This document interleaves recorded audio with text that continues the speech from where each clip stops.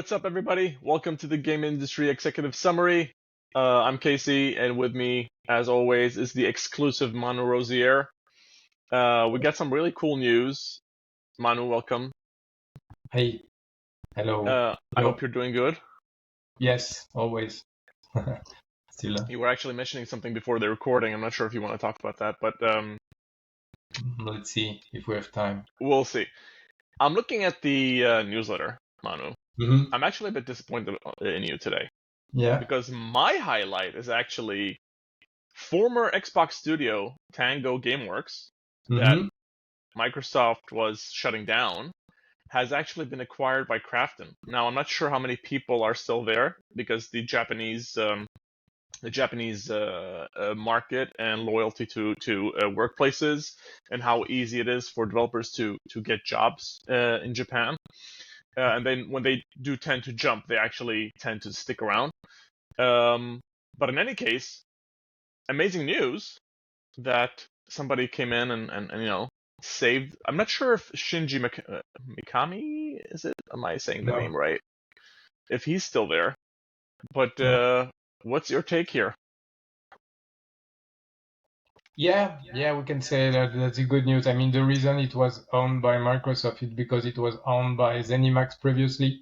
So it's not that they pick up that studio specifically. Right? They bought the bundle, and then they are doing they tried to close it. They were closing it, I think. Yep. So yeah, it's a good news. Of course. I don't have that much to say about the recent decisions from Microsoft. Let's put it that way. What's interesting about Tango is that they've been able to do so many different types of games. They did a third-person horror game. They did a first-person horror-ish, open-ish game. Yeah. And then Hi-Fi Rush, obviously. So the studio had a lot of experience and width to the work they do. I'm gonna move over to your highlights. Mm-hmm. Okay. So number one on the list, Borderlands might be 2024's biggest box office flop. So I haven't seen the trailer myself. I actually want to open it up and check it out. But tell us, what's up with that thing? So they reportedly only made $8 million on their first weekend, 8.8 million, with a huge release, right? 2,000 theaters. So it's not that it's not having the exposure it needs. It's really nobody wants to see the movie. Which makes sense from the reviews, right? It has like 9% on Rotten Tomatoes. There are many problems with that movie. There is a disconnect between the casting, the age of the actors, and the age of the characters in the game. There is a problem between the rating of the game and the rating of the movie. So I think the movie was probably rated for a higher age, but then it was shifted to PG-13, which means removing most of the blood and gore effect and things like that. Nothing seems to work with that one, and it reminds me all the failures of the year 2000, 2010. There was a wave of terrible video game adaptations. And it feels like the same people have done that with Borderlands, while at the same time there have been a lot of successes with The Last of Us, with the Super Mario Bros. Movie, Witcher.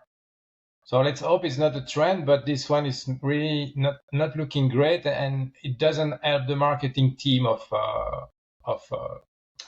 Take-Two with Borderlands 4 probably coming at some point. So for once, it's gonna have a detrimental effect and not positive effect, having this kind of cross-media experience. By the way, Gearbox is owned by Take-Two now, right? Is that correct? Yes, I think so. Comparing it to the Fallout. No, I haven't watched it myself, obviously, but it seems like when they did the Fallout series on Amazon, it seems like, or it felt like, it was very true to the source material, and it seems like maybe people from the studio making the games, Bethesda, probably have oversight in some shape or form, or more control.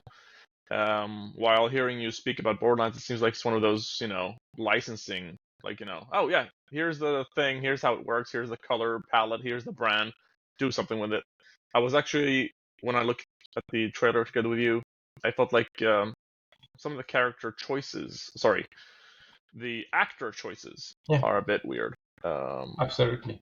Yeah. I mean, you can feel that these actors are more there for the paycheck than anything else. Gotcha. Yeah. Very. I think I understand what you're saying. Basically, Mhm. no soul. Mhm. Moving on to the next item you have on your highlights. In response to complaints of free demos are stomping on paid games in the new and trending chart. So Steam a while back allowed developers to have a separate product as a free game, which is a demo essentially. And so what's happening now, Manu?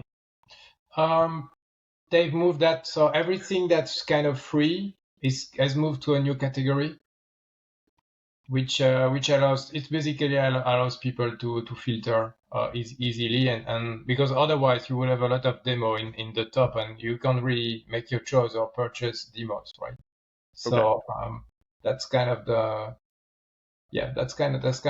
the idea. I think No, I the see. other point I wanted to make also is feels like in recent time, like months or years, but short period of time, there have been more and more demo again, mostly for indie titles. I think this is really, really cool as a consumer, because the indie title you can only judge by the Steam reviews, because the very small one, usually they would not have a Metacritic score, or they would not be covered by the video game press. So you can try it yourself, and I think it's a must-have for me, for any indie title, to have a part of the game which is a demo, which is free, and player can actually try it. And I would say, if you don't have an early access, right, or even if you have an early access, better to always have a free early access than a paid one. You should never get the experience to try the game to the players. So it was also to highlight the trend that there are more and more of these demo, and you can see that when you have the Steam Next Fest, that's usually where they would release more demo of some of the game's features there. One thing I might not completely agree is that some games, they tend to release a demo only during the Steam Next Fest, and then they pull out the demo. I'm not sure that's the best thing to do. I'm not sure how much it is a recommendation from Valve, but I think everlasting demo should be something Do you clearly. know why they would pull the demos back after the event? Maybe because they just want to. Maybe there is an element of time exclusivity. You have to try it now, because then you make the game more popular. Maybe if you say to player they can only try it now, right? That's maybe, or Yeah. you increase your concurrent players and something like that. But all the games are doing that at the same time, so I don't know if it's a detrimental in the end. This reminds me of the what's that studio called? Landfall Games, when they launched. I'm trying to find the name of that game. Content Warning.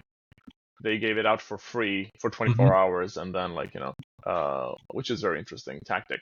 By the way, I just want to make a quick shout out to Simon Carlos, who runs the Game Discovery Co. newsletter. So if you head on over to Substack, Simon actually provides a lot of cool news. Especially last week, there was a lot of cool stuff that Simon posted. But let's move on to the news section then, Manu. Your first item is, with 96% positive Steam reviews, the new Five Nights at Freddy's game is being called the best in the horror series' 10-year history. So interesting. I didn't know that Five Nights at Freddy's has been out for 10 years, or had a 10-year history, rather. Can you be kind and explain Five Nights at Freddy, what type of game that is, and then the news story, please? So the original Five Nights at Freddy was like, you're like in I think it's a pizzeria or some restaurant, and you're like a night watch. You only have access to cameras of different rooms, and there would be monster that will appear, I don't know how you called it anymore. The like plushes, like animatronic, that would appear, and the idea is that whenever you turn on the light, you stop them from coming closer to you. So it's about, and you only have a limited batteries. I think they basically made a few iterations of the game in different areas, different monsters, slightly different gameplay, but the root gameplay was still the same. It was about a night watch, and you see you have access to and it's a scary game. You have to survive, I think, 3 nights, 5 nights actually, because that's the title of the game. And it has been released on almost every platform, also on tablet, phone. It's a huge IP for the Gen Z, I would say. And there was a movie also afterwards. So it has become a huge IP based on a very, I would say, simple start, right? And they've expanded from that, but it was always the same gameplay. But now it's a bit different. It's a bit more of an adventure, puzzle solving, detective. So it's a new formula, and it seems to be working well. So I think it's a good example of when you manage to build your IP and you come in another genre, you can also be successful as long as the game is good, because you already have your audience for the IP. So I If I think, understand correctly, by the way, Manu, it started off as a game first and it became a movie as well. Is that yeah, correct? Or yeah, okay. yeah. Nice. And there are plans from that studio. There are plans to expand even more. So I think they keep growing, and it's very popular for kids because it's a bit scary but not too much. And there is it's kind of nice. What's interesting here as well is that it's a mobile game company behind it. They're called Click Team. But anyways, let's move on to the next item then. On the news, Fallout London devs are making plans to launch their own indie game company. Fallout London, is that a studio? Fallout London is a mod for Fallout. Fallout London is a mod for Fallout. That's interesting. It's like Fallout New Vegas, Yeah. but it's Fallout East London, so the city, and it's independent from Bethesda, right? It's kind of a fun stuff, but it's been a long project. It's been developed for a long time, right? And it's very successful. So I think now they think that we have that audience. We've shown what we can do, and maybe there is something there behind it. Yeah. So the 500,000 downloads, is that of the mod or? Yes. Yeah. Okay, that's interesting. Yeah. Well, congratulations to them then. And I mean, there's trends of a lot of modders and stuff like that doing and if we even go back further with Valve and Counter-Strike and Dota and all these games, being mods first converted to games. So that's very interesting, and I hope they succeed in creating something cool. Yeah, or get hired by Microsoft. Right? Yeah, absolutely. Next item on the list, Flight Simulator 2024. This one I'm really confused about, and I would love for you to give me an understanding if the target audience even cares about this. I'm actually very surprised, but I don't know the target audience. I don't know what they enjoy, but I'm assuming they enjoy flying planes more than actually walking around planes. But you'll have to tell me. So Flight Simulator 2024's huge ambition means you can now exit the plane, walk around, you can land on every ship. I need for you to explain that as well. And it looks like a first-person shooter environment. So what can you tell us about this, Manu? Well, I think it's amazing if you're an escapist and you want to visit the world from your desk, right? Because it's not only about flying; it's like a Google Earth equivalent. I was gonna say. Game. I think the idea at this point is not to go GTA, right? It's not about doing actually actions or missions in the game like walking, but it's more about visiting the places and the real life place, because they've spent so much time digitalizing the world, and now they probably, I don't know, this could be very interesting. It could appeal to players that don't like playing, that don't like flying or are not interested in flying, or they could have a version where a very simplified travel mode with planes that allow you to go from one place to the other. So I think it's quite interesting. And I think when you think also about game like Test Drive Unlimited, like Need for Speed, there is always the question where how much do you want to have gameplay outside of your car when you are in a racing game? I think it's a similar idea. And also GTA, because you can do anything you want, you can drive, you can fly, also took the attention of part of the audience of the games that are specialized in one way of transportation, one way of travel. So I think it's good that now we see the other way around. It's like a flying game, maybe trying to get some of the GTA players. I'm hoping that that appeals to the target audience. You know what's interesting? I just Googled if Flight Simulator is a one-to-one scale with the real world. Mm. And the first answer I see is that it is a twin of our own planet, which is really cool because if I actually can walk around and I can like navigate and do things, like I can see this appeal to people who want to travel, appeal to people who want to, let's say, hike. There could be a infinite amount of options for people to kind of like explore the world in a way before they actually do in the real world. Absolutely. I mean, it should be super interesting. And so you can land on every ship. It basically means that they have the coordinate of every ship in the world. Yep. And so you can land on any of them, and then you can visit them somehow. I guess it must be limited because they have not scanned every single private object in the world. But I think it's interesting, and in the environment of a subscription service, it's kind of something you can go to when you want to relax. I think it's interesting. Manu, what just came to mind is also this could be dangerous, but I'm assuming they're smart enough because Google does this to a certain extent, which is this could serve for military purposes as well, potentially. Absolutely. In a weird way. Okay, then. I'm going to move on to the next item. 40 years later, 2 new Halloween games are in the works from the Evil Dead, the game studio. So there's the Evil Dead game studio, and they are working on Halloween games. Is that correct? Yeah. Am I reading this correctly? Yeah, I think the point is just that Dead by Daylight has taken all the attention, with all the collabs about anything that's slasher movies, and others are still trying. There was a game like Friday the 13th. Now there is a game planned for Halloween.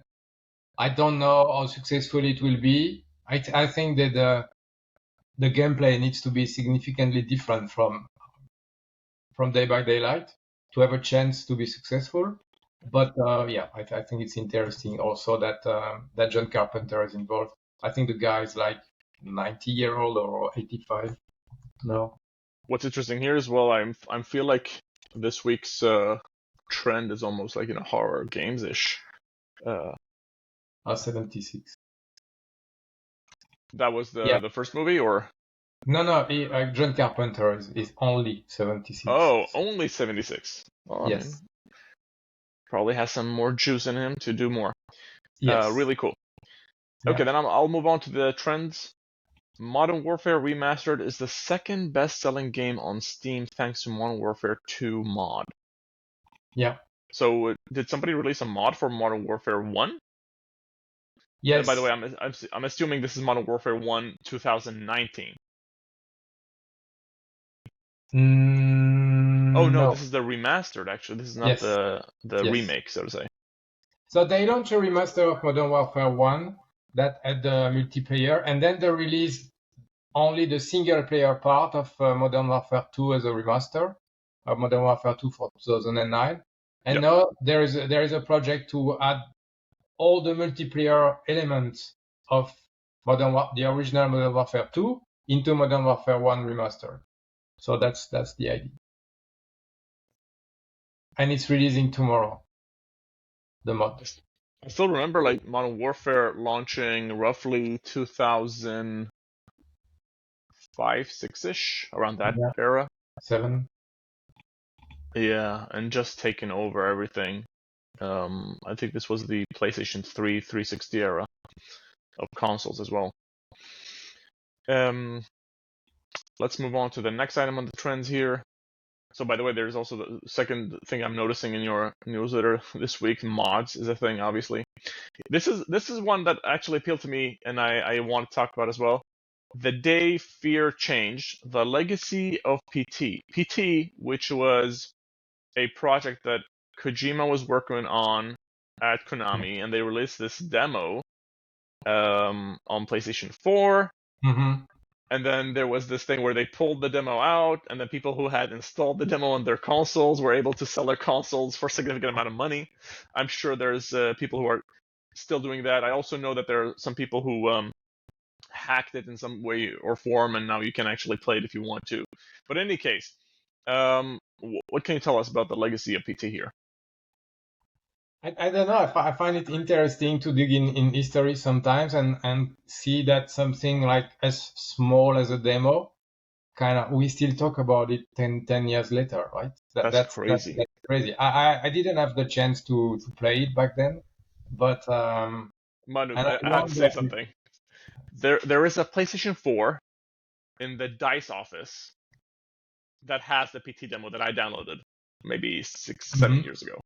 So if anybody's listening in, if you find that PlayStation, don't reinstall it or anything like that.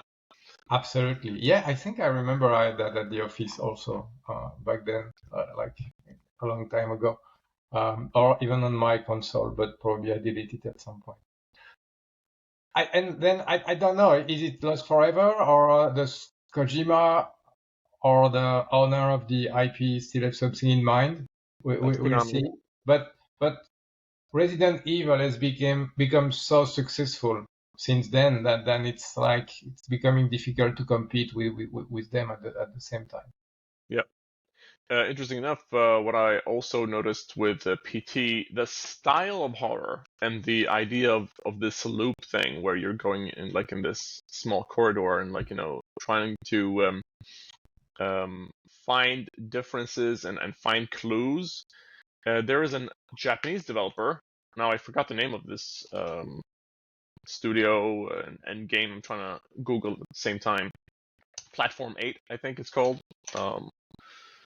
Oh yes, it's Platform 8, so you can check that out. But it's an interesting small game. I think it's an indie single-person developer. I'll share my screen while we're talking about this. Sold a fair amount. I think it's up on like the 200,000 units-ish. PC only, Steam only. This one that we're looking at right now, it's called Platform 8. You're on a train, and then you're just going around in circles. And every time you go through it, it's like almost like a roguelike, where you have to notice the change and identify it. And if you don't, then it restarts. And once you actually identify all the changes every single time you go through, then something happens, and I won't reveal that. But it's super interesting concept. Super probably cheap to make in a way because you don't need a lot of environments. But I absolutely inspired by PT. Oh yeah, interesting. Looks Yeah. nice actually. Yeah, there's a lot of PT feelings there. I'm gonna move on to the second or the third item here on the list. This is just a death cycle. No More Robots gets candid about the state of indie publishing. So, who are No More Robots? Oh, it's an indie studio that there is a list of the games they did, and I think sometimes when I see the perspective of indie players, I think it's interesting to have a point of view. Doesn't mean I agree with everything they say, but it's interesting to have testimony of what's happening from the inside. I think what the highlight here that's interesting is that publishers are only interested in cheap games, small games, or very big games, but not really in the games that's going to do maybe 1 million, 2 million units. So it's a small game that doesn't cost a lot, or like almost AAA big games that can do 10 million units. Seems that there is no middle ground. At least that's the feedback from that person. I mean, I've been trying to help studios get published or funded the past year and a half almost. Mm-hmm. Um, it's been extremely difficult for small and big projects to get funded, and I think it's one of those things right now where we're like at a space where people want secure bets, Mm-hmm. if that is even a thing. Like, there's no such thing as a secure bet, but everybody's chasing that unicorn instead of saying, you know what, I'm going to build a stable business over time. And here's like a team who can potentially help do that. Yeah, Of and course, sorry. yeah. No, go ahead. I think come back to the discussion about who has the money to launch a new big AAA, new IP, right? Not many people. Yeah. So only a few can be selected, and sometimes it works, sometimes it doesn't work. There is still a high risk of failure, even if it's a new IP. So yeah, and on the other side, if you want the money, you get your 5% interest rate on this. That's just Manu, that's a you know what? competitors, right? I mean, even EA tried to launch one or two, right? Last year, I believe. One of them failed completely. The other one was, I think, okay. The one that was okay is the Monster Hunter type game, I think. And the other one completely, I don't know what the other one was. I forgot the name of it. Immortals of Aveum. Immortals, yes. And that one completely fell on its face, unfortunately. But I was very surprised to see EA try to make these bets. That is really appreciated. Yeah. But yeah, I mean, it seems like indies, I mean, generally speaking, I mean, obviously interest is high. Companies are not willing to take risks as much as they used to the past 4 or 5 years prior. The amount of available content is infinitely bigger than it was 5, 6, 7 years ago. Competition is fierce. I mean, when talking to people these days, my recommendations are just like, hunker down, do your best, try avoid taking actually in money if you can, and just like, continue to build your brand. Cool. Yeah. I'll move on to the next one then. Valve confirms it will support the Rogue Ally with its Steam Deck operating system. So what's Rogue Ally? Or is it Ally? I don't know. You're the English speaker. Okay, we'll go with Ally this time Yes, around. Ally. Well, Rogue Ally is a Steam Deck but running with Windows. So it's more of a portable like PC, really like a Steam Deck physically. Yeah. And By the way, sorry, Manu, Rogue is made by Asus. Is that correct? Yes. Okay. Yeah. But until now, MSI is also one platform like this. Some other, I think, some other also have, but they are running, I think, on Windows. But you can download Steam and play Steam games through a Windows operating system, right? Like a PC, like a normal desktop or laptop. The Steam Deck run with their own OS, which is based on Linux, and so it's different. But I think what is interesting that there is a plan that Valve allows other hardware manufacturer to have the possibility to install Steam OS on their platform, which means they would be in exactly the same environment as if you are on a Steam Deck, and you can get rid of Windows in that case. So is there anybody else today who's running Steam OS? No. Apart from no. But that's a potential opportunity. It's what I find really cool here is I feel like Valve has created a new, not necessarily a new market, but like a new hardware segment. Even though obviously Nintendo is operating in it as well, but a new hardware segment of handhelds. And if they can just, I'm assuming it is already there, considering what you mentioned that you can install, Steam on because they're just running Windows as usual. Yeah. But allowing this new segment to come to life and thrive that's really, really interesting to me. I mean, if Nintendo can design a portable console that has sufficient autonomy and technical stuff to play Nintendo games, it should have been possible to do the same for PC games, right? And that's why the Steam Deck is doing.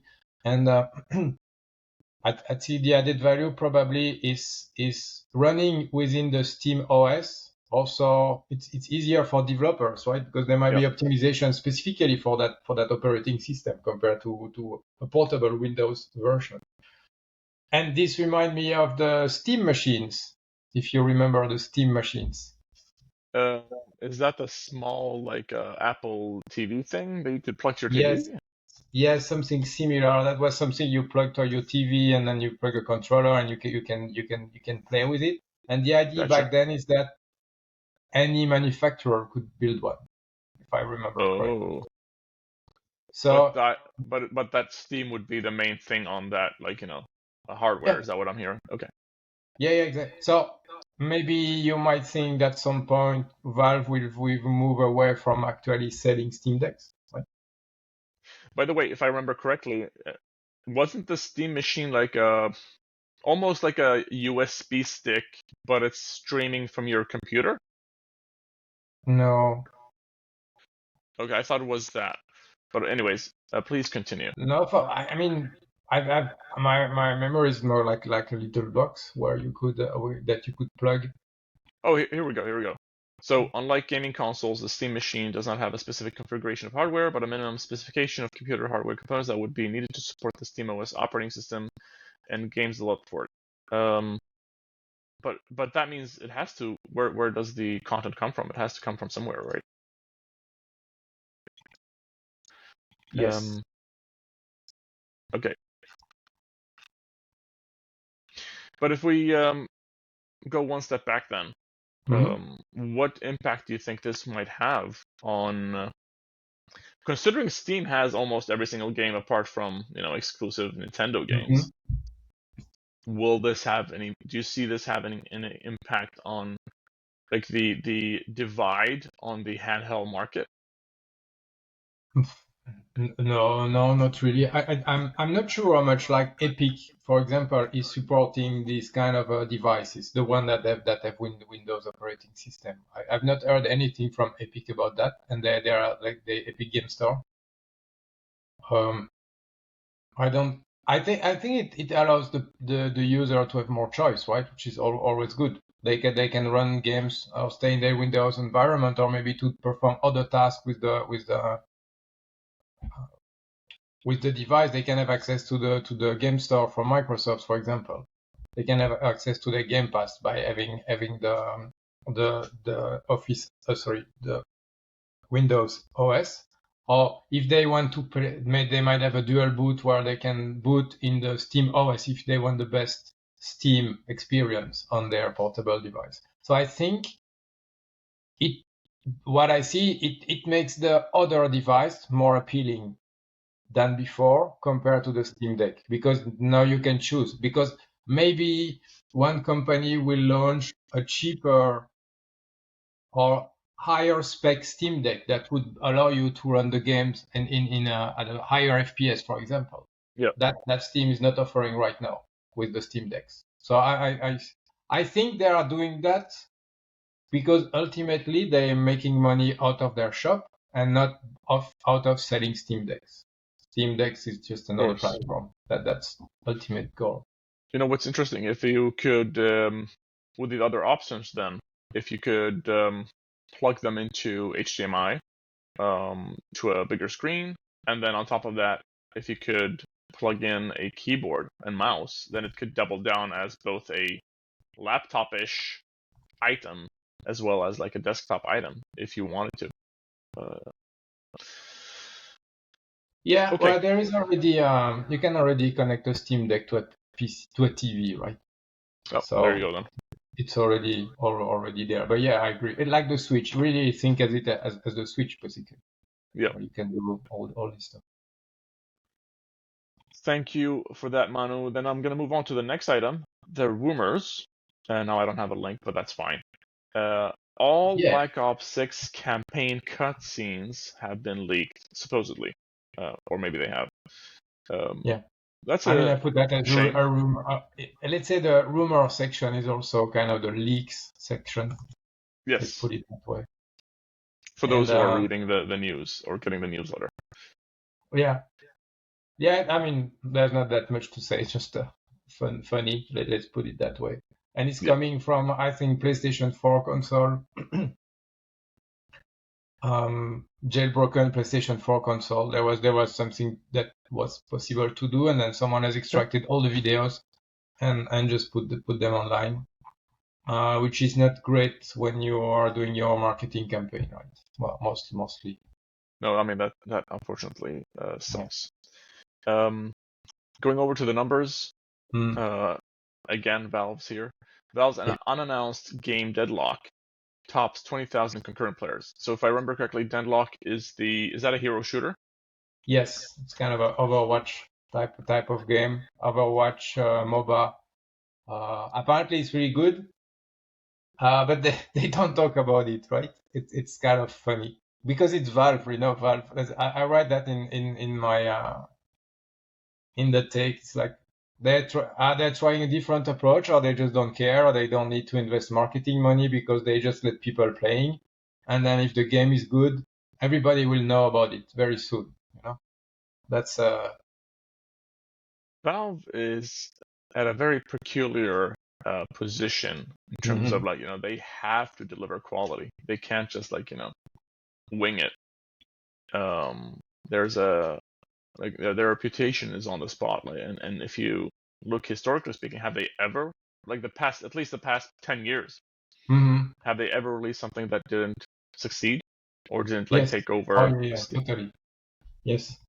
They have. I think there was some kind of card game or something. There was actually a card game, but that wasn't a full release. Oh yeah, it was like a Dota from the Dota world, I believe. But that wasn't released, right? Yeah, they stopped it because it was not just not working. It was called Artifact, I believe. Yeah, Artifact. Yes, exactly. Yeah. It does look a lot like Hearthstone-ish, at least when I'm looking at the screenshots. Yeah, they stopped it. But at least at some point, it's a good thing that they take the decisions to actually kill these things instead of just letting them be there. They try. I mean, beside from Counter-Strike, they are not always the first one to come with new concepts, right? They are kind of following, like they do that with Dota and Warlord, and so they just see a concept and try to do their version of the concept, and I think they probably have something with Deadlock, which means that all other competitors should be very worried. Valorant, essentially stealing their business Overwatch, in a way. Because MOBA games, League of Legends, maybe to a certain extent, and Smite. There are some games that are already this kind of a first-person MOBA games, and when there is a new one coming, it's not stretching the audience. It's not expanding the audience that much if it's very successful. It's just taking the time from other games. So it will be interesting to see what happens. And we'll see. There was also a little drama about The Verge, who released a lot of information about the game, which some people wonder if it's under NDA or not, because it's a closed beta. And basically now Valve has cut all access to the game to The Verge. So I don't know if that was a smart move to try to be the first to get some reveal about the game, and also making Valve angry. I'm not sure it's a good plan, short term, mid term, long term, if you want to cover PC stuff. But yeah, that's just a little drama, not worth talking more about it. There's actually some other news that we don't have in our newsletter, but for those who are, again, following Simon Carles about the Apple Epic lawsuits and the monopoly of, sorry, not the Apple, the Epic Valve lawsuits, apparently, and how Epic is putting forward, their lawyers are putting forward the arguments that pricing is fixed or is being fixed by Valve, which it's not officially, but some leaked emails are worrying. So to your point, in terms of control and the power that Valve holds is concerning here. I was also looking at, by the way, the historic when we talked about Valve's games. Portal apparently came from something called Narbacular Drop, a student project from Digipen. And then Valve's employees attending a Digipen career fair saw their game and shortly later offered the entire team jobs at Valve to help expand on their idea. So that's, when you look at that historically speaking, it seems like they are smart about making these choices of incorporating games into their portfolio or teams into their portfolio. The Portal team is an example. Counter-Strike as a product is another example, being a mod, obviously. Yeah, absolutely. Yeah. And then Dota 2 also, right? Oh, Dota 2 is also, that one has a different history, which I would love to dive into with somebody who's an expert in that one specifically and just go through the entire history of it. But let's go into the last item on the list. Enshrouded sales cross 3 million. So what's Enshrouded? It's one of the many survival games that has been launched in the past few years. You know, it's like what was the other one from Amazon? New World. There's also Valheim, Sons of the Forest. These kind of games. You know, there was a wave of like mid-price survival game, crafting survival game, and many of these games had very high concurrent player at launch. And the user base dropped very steeply, very fast. So yeah, sometimes there is so much hype for some of these games, but the hype is at the same level as the speed at which they are being forgotten by the player. So it's 3 million is not bad, but again, it's not an overwhelming success, right? They reach 1 million concurrent player in 4 days. Oh wow! They reached 2 million sales in less than a month, but they are now only at 3 million after so many more months, right? So it's very short-lived success. So I'm sharing my screen here again and showing the Enshrouded Steam charts. Oh, yeah. 7 months ago. Yeah, so they were topping like 160,000 CCUs in February, and then now they're like, it's 4,000. I mean, it's normal to drop, right? But at the same time, you don't see on that curve that anything came to bring the players back. Yeah, they're just flat. Nothing. Yeah. I mean, we said so, or we saw Helldivers was on the news recently in regards to following the same type of curve, but they have actually tried, and you can see there are some minor spikes here and there, mainly in mid-June and then now in early August. Yeah. So the developers are actually trying to do something to make sure players get more content and are satisfied. Yeah.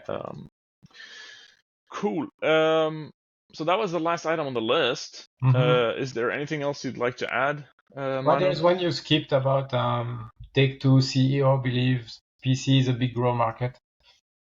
But just the feedback, because there was an earnings call of Take-Two recently, and we all agree, I think, on that. And I think if people had believed in that 3 years ago, they would be making a lot of money right now. But I got the feedback from a friend, like, it's interesting to state that PC is a big growth market when we have not announced a release of GTA 6 on PC. It's kind of an interesting point. Well, in this day and age, it also feels weird that you wouldn't just, and considering the size of this project and the infinite budget, I assume, for this project, it just feels like it would be extremely weird. No, they will, but it doesn't seem like as a priority to release on PC, right? I see. So, but I mean, it's kind of funny to have this statement. Anyway. Absolutely. Okay, so I guess we reached the end here. Again, just a reminder: mightydiamonds.substack for our newsletter comes out on Fridays, 9 a.m. Manu here is hard at work at producing these every week. Next week I'm at Gamescom. I'm not sure if we're gonna do like a Gamescom special-ish, and we'll have to look at our schedule as well, because I do have a plan of walking around the hallways this year early during the week, because last time I was at Gamescom, I tried to walk. I finished all my business around the week, and then I tried to walk on Friday, and I just entered the hallways and I just saw the crowds. I'm like, no, thank you. So I didn't do it last year, but this year I have a commitment of doing it, and kind of maybe documenting and getting some trends for you as well. But I'll hope I'll hope that I'll be able to get this recording happening next week as well. From Germany, reporting from Germany next time. Manu, thank you so much for joining us today. I really appreciate it, and I'm looking forward to the next one. Have a nice one, everybody. Thank you. Bye-bye. Bye.